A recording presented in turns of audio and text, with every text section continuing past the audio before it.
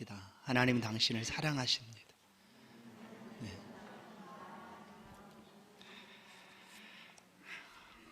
두 달입니다. 2달 만에 우리가 현장 예배로 이렇게 함께 예배를 드리게 되었습니다.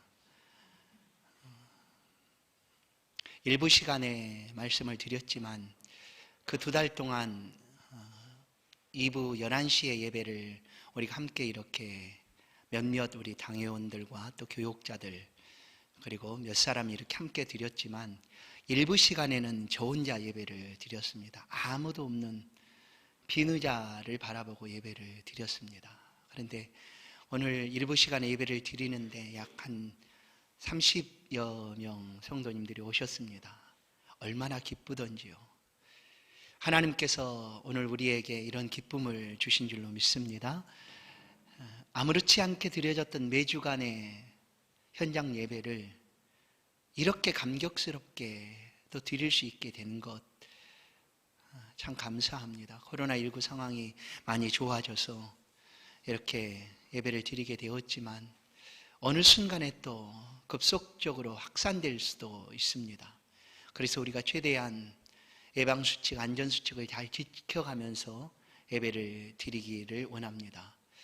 많이 좀 불편하시겠죠. 오실 때 발열 체크도 하고 또 소독제도 발라야 하고 마스크도 써야 하고 거리를 떼고 앉아야 하는 이런 불편함이 있겠지만 당분간이라도 안전수칙을 잘 지켜서 우리 예배가 안전하게 하나님 앞에 드려지기를 원합니다. 혹시 마스크를 쓰시는 것이 불편할 수 있습니다. 갑자기 호흡이 안 될 수도 있습니다. 그러신 분이 계시다면 잠깐 일어서셔 나가셔서 마스크를 벗고 좀 이렇게 하시고 하셔도 괜찮습니다. 그러나 당분간은 예배에 오실 때에 마스크 착용을 꼭 해주시면 감사하겠습니다. 그리고 오늘 주일 일부 예배를 이렇게 드리지만 다른 예배, 조종 예배나 또 저녁 예배는 당분간 상황을 보고 제 생각으로는 한 5월부터는 드릴 수 있지 않을까 싶습니다. 그러나 상황을 보면서 진행토록 하겠습니다. 새벽에 기도회는 첫 주부터 5월 첫 주 지나서 4일부터 진행을 현장에서 이렇게 진행을 하고 이번 한 주간도 말씀 묵상으로 여러분에게 보내도록 하겠습니다.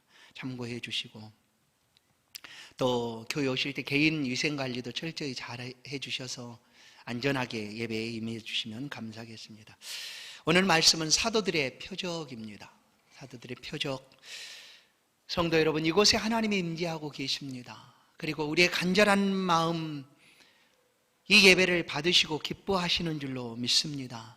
그 하나님 앞에 다시 한번 감사를 드립니다. 믿음이 있기 때문에 우리는 사모할 수 있습니다. 사모하는 마음을 하나님이 아시고 우리를 이곳에 불러주셔서 예배케 하신 줄로 믿습니다. 오늘 이 시간 우리 가운데 주신 이 믿음을 귀하게 여기십시다. 그리고 이 믿음의 삶을 우리가 아름답게 살아 하나님 앞에 영광이 되십시다. 지난 시간 아나니아와 바나바 부부 사건을 우리가 들었습니다. 초대교회에 위기가 닥쳐온 순간이었습니다. 이 부부가 한날 한시에 약간 시간은 몇 시간 차이가 있었지만 함께 죽게 됩니다. 자연적으로 죽은 것도 아닙니다. 그들의 죄로 말미암아 하나님의 심판으로 죽임을 당하게 되었습니다. 얼마나 초대교회가 어려웠겠습니까? 갑자기 함께 있었던 성도가 죽임을 당했습니다. 그것도 심판으로, 죄의 징벌로 당한 죽음 앞에 온 교회는 두려워 떨어야 했습니다. 그런데 보시면, 오늘 본문을 보시면 이 어려움의 순간에 교회는 오히려 더 힘을 합하여 모여들었다라고 말씀해 주고 있습니다. 오히려 이 일로 인하여 교회는 더욱 견고하게 하나님을 섬겨가게 되었다 말씀합니다. 12절 사도들의 손을 통하여 민간의 표적과 기사가 많이 일어나매 믿는 사람이 다 마음을 같이하여 솔로몬 행각에 모이고 다 모였습니다. 믿는 사람들이 한 마음이 되어서 그들의 마음이 두렵고 떨렸지만 하나님 앞에 한 마음으로 모여들었습니다. 참 놀라운 일이죠. 성도 여러분, 교회는 모이는 교회입니다. 교회는 모여야 합니다. 또한 교회는 흩어지는 교회입니다. 모여야 될 때 모여야 하고 흩어져야 될 때 흩어져야 합니다. 우리가 사도행전 8장, 7장 이후 스데반 사건 이후를 가보면 이 교회가 모여있기만 하니까 하나님이 흩으시는 장면을 보게 될 것입니다. 그러나 지금 바세바, 아나냐 삽비라 부부 사건으로 인하여 교회는 어려움을 겪고 있었습니다. 사단은 이 일을 기회로 교회를 흩어놓으려 했습니다. 부흥을 방해하고 막고 교회가 모이는 것을 모이지 못하도록 흔들어 놓고자 했습니다. 그러나 바로 이때에 교회는 더욱 열심으로 모였습니다. 지금이야말로 모일 때다, 지금은 모여야 할 때다라고 여기고 교회가 함께 모여서 기도에 더욱 힘을 썼습니다. 성도 여러분, 교회는 사람의 수가 많은 것이 물론 좋습니다. 그러나 그것만으로, 사람이 많이 모인다는 것만으로 힘을 얻는 것은 아닙니다. 성도 한 사람 한 사람이 성도로서, 신자로서 예수 그리스도를 믿고 그 믿음의 삶을 살아갈 때에 거기서 힘이 생기는 것입니다. 오늘 하나님께서 우리를 모이게 하셨고 또 이 모임을 통하여 영광을 받으시기를 원합니다. 오늘 우리의 예배드림이 얼마나 귀합니까? 기억하십시다. 앞으로 또 이런 날이 또 오겠습니까? 그동안 없었던 일들이 우리 가운데 생겨났고 이렇게 함께 모이는 이날을 기회로 삼으십시다. 그리고 이 간절함과 또 기쁨을 잊지 마십시다. 하나님 앞에 예배드릴 수 있는 이 시간이 얼마나 귀한가. 그렇습니다. 오늘 우리가 함께 모여서 예배드림이 무엇과도 바꿀 수 없는, 비교할 수 없는 하나님 놀라운 은혜요 힘인 줄로 믿습니다. 사도행전에 소개되고 있는 초대교회의 모습과 오늘 우리의 교회는 좀 다르다라는 것을 누구나 느낍니다. 초대교회의 특징은 그야말로 예수 공동체 그대로였습니다. 표현해 보면 소유가 누구 것인지 따로 관계 맺지 않았습니다. 그냥 교회 안에 모여있는 모든 성도들은 함께 삶을 살아갔습니다. 공동체로 유무상통, 소유도 구분하지 않고 같이 살았습니다. 그러나 오늘날 우리 교회는 다르지 않습니까? 그럼 우리가 다른 말씀을 왜 들어야 되는가 라고 생각할지 모르겠습니다. 그러나 본래 교회의 모습이 이렇다라는 것을 우리는 기억해야 합니다. 하나님을 믿고 살아가는 성도들의 공동체, 그 교회의 모습은 이런 교회의 모습입니다. 사랑의 공동체입니다. 예수 안에서 하나 된 공동체입니다. 지금 우리가 많이 다르다고 할지라도 우리는 안 된다, 못한다 말하지 마시고 회복하는 길로 우리가 이 말씀을 붙들어야 합니다. 우리 안에 교회가, 내 교회가, 내가 이런 아름다운 모습으로 회복되어 가는 것을 우리는 바라보아야 합니다. 오늘 본문을 보시면 사도들의 표적들과 기사, 기적들에 대해서 말씀을 해줍니다. 사도들을 손으로 일어난 표적과 기사들로 나타난 교회의 모습입니다. 이런 표적과 기사들은 예수님께서 행하셨던 때에도 똑같이 나타났습니다. 예수님의 말씀을 전하시고 유대 고을마다 방방곡곡 다니시면서 전할 때에 이런 표적과 기사가 나타났습니다. 그런데 오늘 사도들이 모인 곳이 솔로몬 행각이었습니다. 성전 안에 만들어진 통로였죠, 통로. 성전 안으로 들어가는 양옆에 통로가 바로 행각인데 그 행각에 사도들이 모였고 그곳에 믿는 성도들이 가득 모여들었습니다. 우리가 3장에서 성전에 들어올 때 안진뱅이, 앉아서 걸을 수 없었던 사람을 고쳐준 일로 이 사도들이 옥에 갇힌 내용을 들었습니다. 그러나 옥에 갇힌 그들을 유대인들이 공회에 세우고 이렇게 위협하며 협박합니다. 절대로 다시는 이 이름, 예수 이름으로 전하거나 가르치지 말아라 라는 것이었습니다. 그러나 사도들에게 이런 위협과 협박이 먹힐 리가 없었습니다. 사도들은 이런 위협 속에서도 지금 솔로몬 행각에 모여서 예수의 이름을 전하고 있는 것입니다. 이처럼 행하고 있는 이것은 성령의 역사였습니다. 하나님의 성령의 역사가 그 초대교회 성도들의 삶을 붙들고 있는 것이죠. 예수님께서 이 땅에 오셔서 사역을 행하실 때도 성령께서 함께 해주셨습니다. 예수님이 부활하시고 승천하신 이후에 제자들의 삶에도 성령은 여전히 똑같은 모습으로 역사하고 계시다라는 것을 오늘 보여주고 있는 것이죠. 사도들의 삶을 통하여 표적과 기사가 나타나게 됩니다. 그리고 이 일들을 통하여 많은 사람들이 하나님의 교회로 예수 믿음으로 돌아오게 됩니다. 성도 여러분, 표적과 기사, 기적들은 그 자체로서의 목적이 있지 않습니다.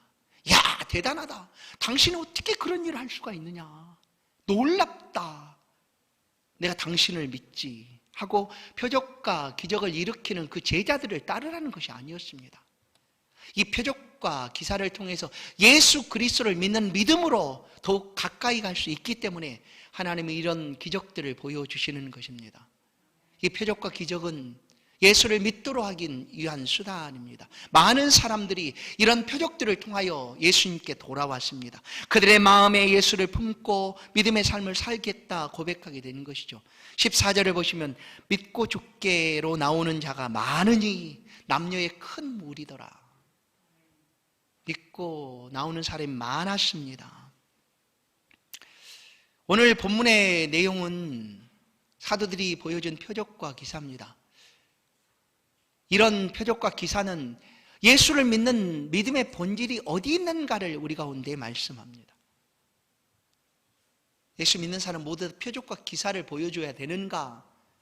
그것이 아닙니다. 예수 믿는 삶이 어떠해야 되는가? 이 사도들을 통하여 우리 가운데 보여주고 있는 것입니다. 왜냐하면 아나니아 삽비라 부부 사건으로 이 교회는 그야말로 무너질 위기에 놓여 있었습니다.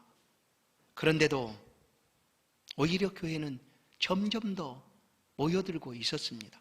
13절에 보시면 많은 백성들이 칭송을 했습니다. 14절 그림자라도 덮이기를 바랬습니다. 15절 수많은 사람들이 나왔다. 위기 속에서도 교회는 점점 더 확장되어져 갔고 세상 속에 많은 사람들은 교회를 향하여 나오고 있었다라는 것입니다.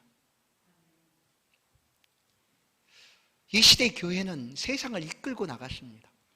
당당하게 나를 따르라 하듯이 세상 속에 예수 그리스도의 복음을 전하고 그 복음 안으로 세상을 이끌고 가고 있었다라는 것입니다. 그 시대의 세상은 교회로 나왔습니다. 성도들을 향하여 묻고 성도들의 삶을 바라보았습니다. 이때의 교회의 모습이 이렇습니다. 백성들은 칭송할 뿐만 아니었습니다. 교회 앞으로 수많은 병든 사람들, 어려운 사람들을 이끌고 나왔습니다. 그리고 할 수만 있다면 베드로의 그림자라도 덮일까 하여 그곳에 모여들었습니다. 어려운 사람들, 힘든 사람들, 문제가 있는 사람들이 모두 다 교회에 나왔습니다. 왜 나왔겠습니까? 그리고 힘든 것들을 해결할 수 있지 않을까 기대하고 나온 것입니다. 그 결과 지나가는 그림자라도 좀 덮였으면 좋겠다는 그런 간절함이 세상 사람들 속에 있었다라는 것입니다. 이것이 바로 사도들의 표적과 기사로 말미암아 되어진 결과였습니다. 오늘 이 모습은 우리 믿음과 신앙의 삶과 너무나 좀 상황이 다르지 않습니까? 많이 달라 보입니다. 그럼 어떻게 해야 될까요? 이 다른 모습을 어떻게 우리가 받아야 할까요? 오늘 우리의 시대의 믿음의 삶이라는 것은 어떻습니까? 과연 우리가 이렇게 세상을 향하여 나를 따르라 하면서 세상 속에 복음의 기준을 제시하고 진리의 말씀을 선포하고 있습니까? 그렇지 않습니다. 세상은 교회로 오지 않습니다. 세상과 교회 사이에 담이 쳐져 있는 것처럼 그렇게 보여집니다. 그것뿐만 아닙니다. 교회가 오히려 세상을 쫓고 있습니다. 물론 세상 속으로 들어가야 되는 것이 맞습니다. 흩어져서 세상 속으로 들어가서 그 속에서 진리의 삶을 살아내는 것이 교회의 모습입니다. 그러나 이런 모습이 아니라 세상을 닮고자 한다는 것입니다. 너희는 이 세대를 본받지 말라고 말하지만 교회는 어느 순간 세상을 본받고 있습니다. 세상의 모습을 닮아가고자 합니다. 왜 이렇게 됐을까요? 아나니아 삽비라 사건을 통하여 교회의 거룩성을 하나님 말씀하고 계십니다. 교회는 늘 거룩하고 신실해야 된다라는 것입니다. 우리가 알고 있듯이 교회는 건물뿐만 아니라 오늘 우리 한 사람 한 사람이 교회인 것을 우리는 믿습니다. 하나님 앞에 거룩함을 잃어서는 안 됩니다. 삽비라 사건을 통하여 교회는 이 거룩함이 무너지려고 하는 그 순간 하나님 행하시는 역사를 보고 큰 두려움에 떨었습니다. 벌벌 떨었습니다. 온 교회가 두려워했습니다. 그러나 이 두려움은 하나님께 나아갈 수 없다, 하나님을 믿어서는 안 된다 하는 두려움이 아니었습니다. 생각할 수 있지 않겠습니까? 야, 예수를 믿었더니 이게 뭐냐, 오히려 이런 고난을 받는구나. 이 아나니아 삽비라가 그 밭을 팔아서 교회에 가져오지 않고 다른 곳에 그만큼, 아니 조금 남겨놓고 다른 곳에 드렸다고 한다면 이렇게 죽었겠습니까? 생각하지 않았을까요?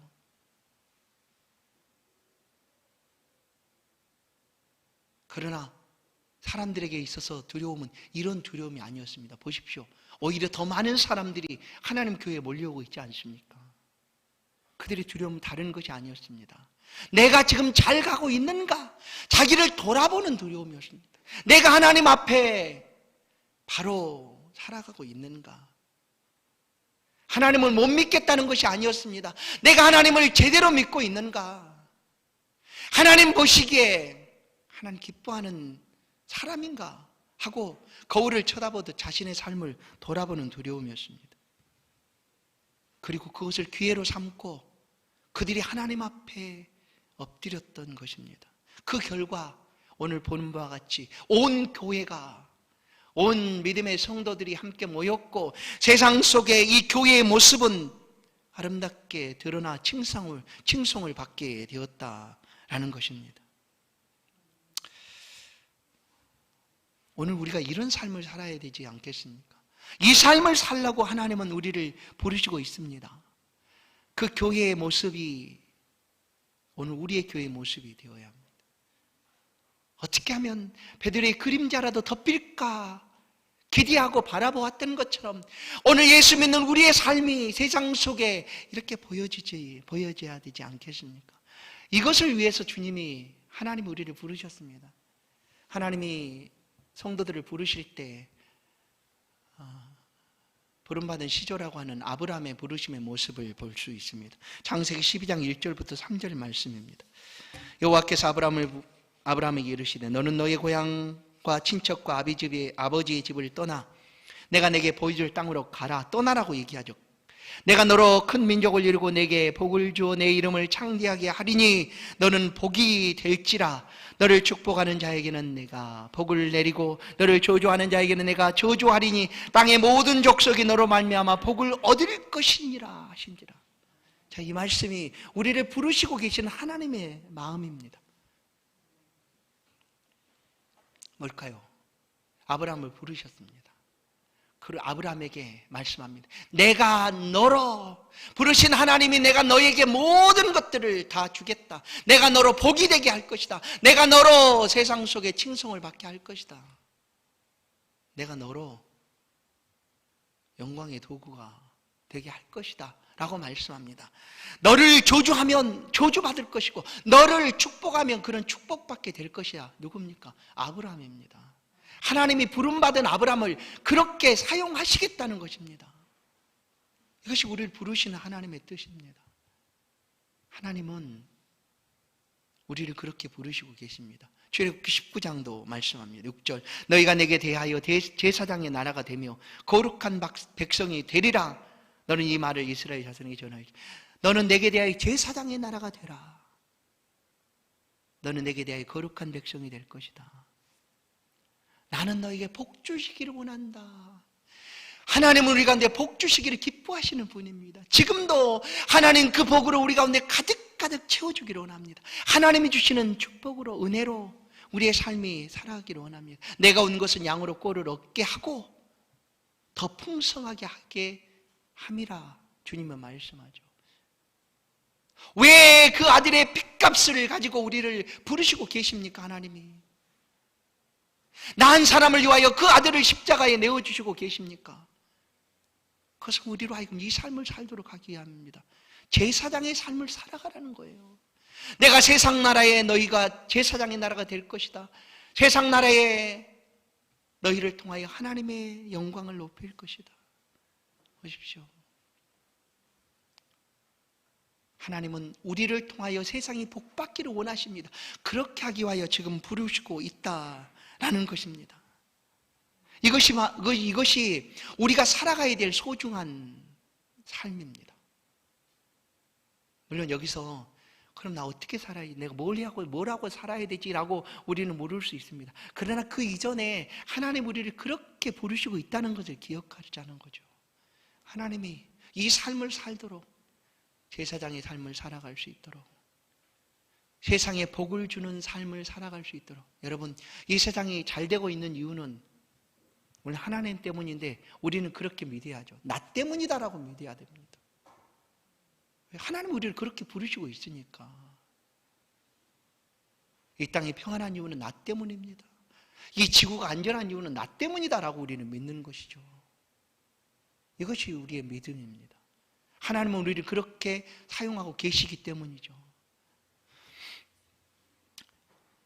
세상 속에 우리의 삶이 이렇게 보여지고 알려져야 합니다.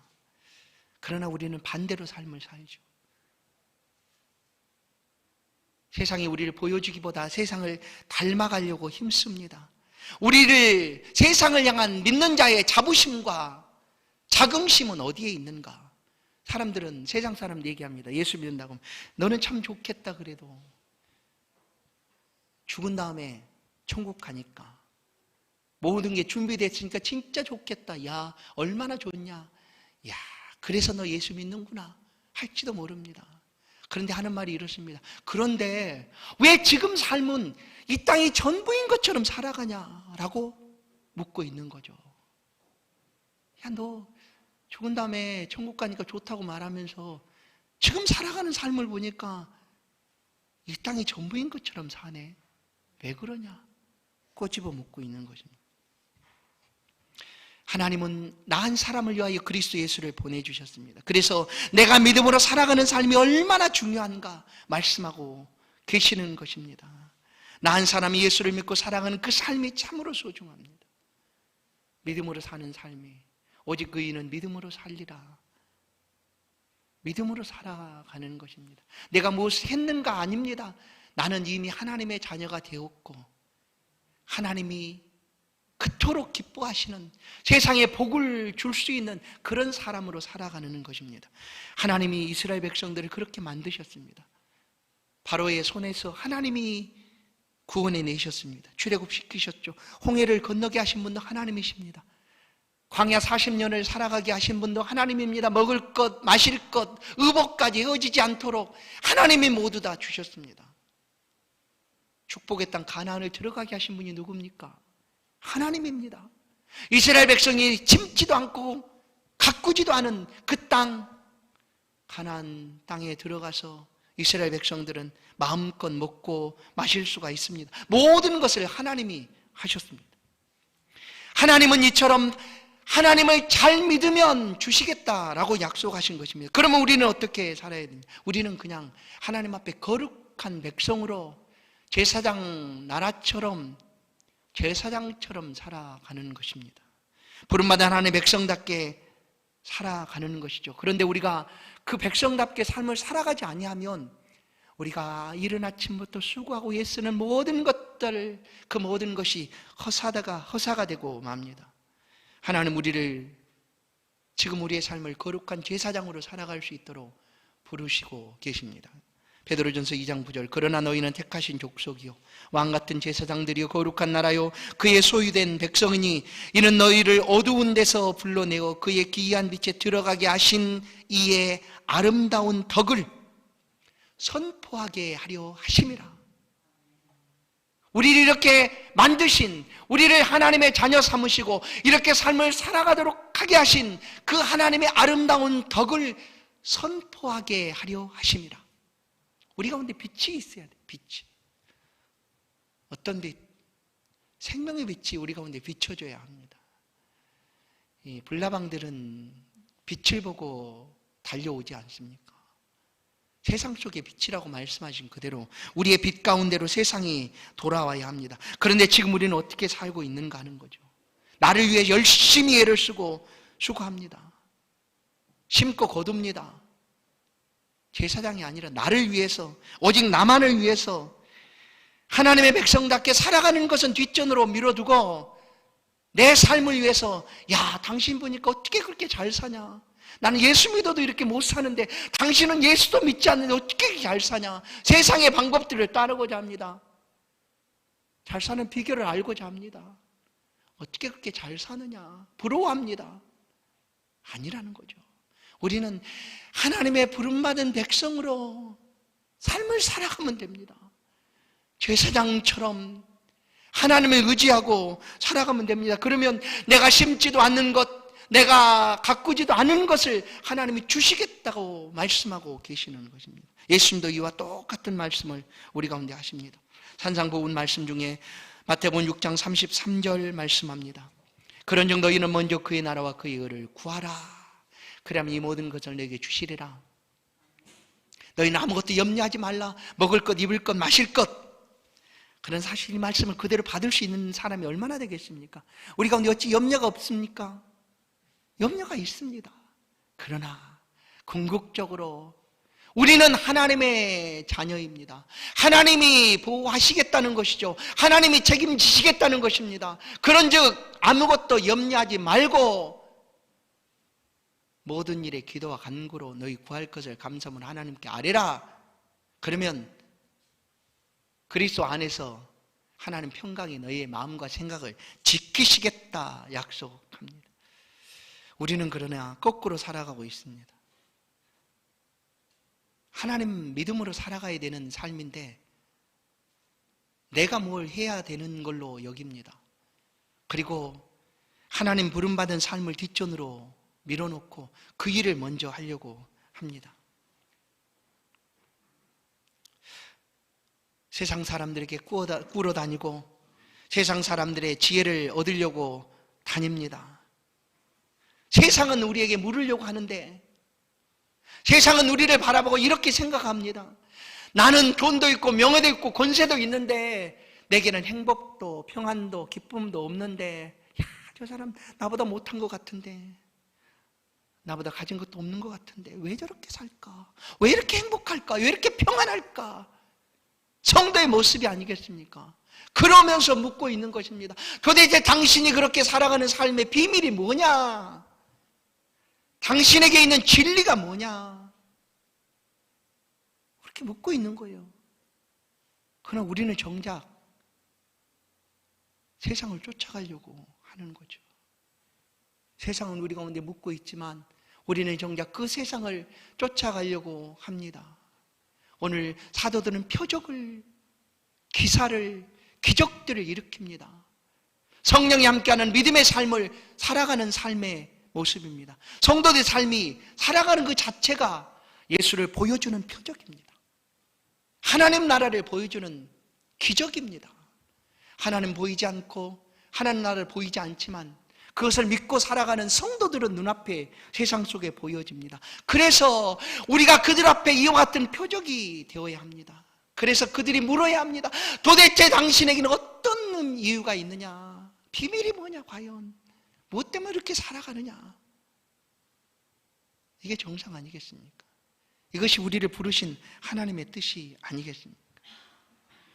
교회는 빛과 생명을 가지고 있습니다.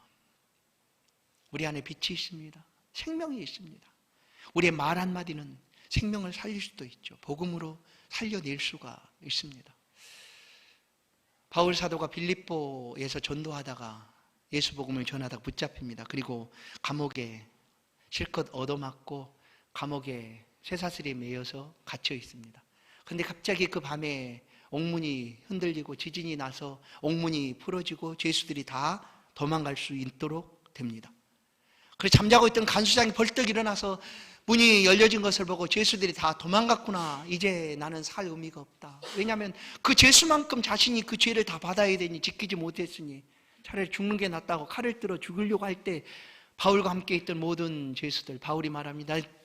잠깐 우리가 다 여기 있다. 그러자 그 간수가 바울 앞에 무릎을 꿇고 선생이여 내가 어떻게 하면 구원을 받겠습니까? 라고 엎드려 묻습니다. 좀 전에 그를 실컷 두들겨 팼던 간수입니다. 그리고 그 발에 쇠사슬을 묶어서 감옥에 쳐넣었던 간수입니다. 그런데 그 간수가 지금 그 죄수 앞에 엎드립니다. 그리고 묻습니다. 내가 어떻게 하여야 구원을 얻겠습니까? 여러분 이 말씀을 들어보십니다. 사도행전 16장 31절 말씀 이르되 주 예수를 믿으라 그리하면 너와 내 집이 구원을 받으리라. 주 예수를 믿으라 그리하면 너와 내 집이 구원을 받으리라. 주 예수를 믿으라. 답이 어디 있습니까? 해답이 무엇입니까? 주 예수를 믿으라는 것입니다. 주 예수를 믿으라. 오늘 이 답이 누구에게 있습니까? 세상에는 없어도 내게는 있습니다. 우리가 다 예수를 믿지 않습니까? 우리 안에 이 믿음이 있지 않습니까? 주 예수를 믿으라. 우리를 변함없이 지켜주실 뿐만 아니라 우리의 생애를 끝까지 붙드시고 함께 하시는 하나님의 은혜가 믿는 자의 삶에 함께 있습니다. 주 예수를 믿으라는 것이죠. 우리가 이 해답을 가지고 있습니다. 이 삶을 살아가는 것입니다. 사도들은 이런 삶을 살았습니다. 이런 삶의 표적들이 오늘 세상 속에서 제발 내게 그림자라도 좀 덮였으면 좋겠습니다. 제발 내게 그 비밀을 좀 알려주십시오. 나도 당신이 믿는 그 믿음을 갖고 싶습니다 하고 몰려왔다라는 것입니다. 사랑하는 성도 여러분, 우리가 세상을 닮아가는 사람이 아닙니다. 우리 안에 이 믿음으로 살아가는 것입니다. 이 믿음으로 살아가는 것이 전도죠. 믿음을 붙들고 살아가는 것이 전도입니다. 안 된다고 말하지 맙시다. 이때는 그렇고 우리는 안 됩니다. 지금 이 상황을 보십시오. 안 되죠 라고 말하지 마십시다. 됩니다. 믿음으로 살려고 하면 하나님이 살아가게 하십니다. 우리를 부르신 하나님, 영광의 존재로 우리를 부르시고 이 땅을 왕같은 제사장으로 이끌어갈 하나님의 거룩한 백성으로 부르시는 하나님, 그 하나님이 저와 여러분의 삶에 함께 해주실 줄로 믿습니다. 세상이 우리를 향하여 묻고 있습니다. 우리 안에 있는 생명의 빛, 생명의 빛을 비춰 가십시다. 그리고 이 믿음, 예수 믿는 믿음 다른 게 아닙니다. 지금 우리가 붙잡고 있는 그것입니다. 그 믿음 가지고 하나님을 의지하여 살아가십시다. 그 믿음의 삶에 하나님이 함께 하시고 축복해 주실 줄로 믿습니다. 기도하십시다. 하나님 감사합니다. 우리가 믿는 바를 나눌 수 있게 하여 주옵소서. 복되고 영광스러운 자리에 우리를 불러주셨사오니 이 믿음의 삶이 세상 속에 빛으로 드러나게 하여 주옵소서. 우리는 참 부족합니다. 여전히 하나님이 모든 것 책임지시겠다 말씀하고 계시지만 우리는 이 믿음을 뒤로 미루고 세상을 향하여 나아갔던 어리석은 삶을 고백합니다. 하나님, 다시금 믿음 안에 거하기를 원합니다. 주 예수 그리스도를 믿고 믿음을 붙잡고 살아갈 수 있도록 지금 도와주옵소서. 힘을 허락하여 주옵소서. 우리의 삶에 성령의 역사를 허락하여 주옵소서. 예수 그리스도의 이름으로 기도하옵나이다. 아멘. 찬송 463장입니다. 귀한 예물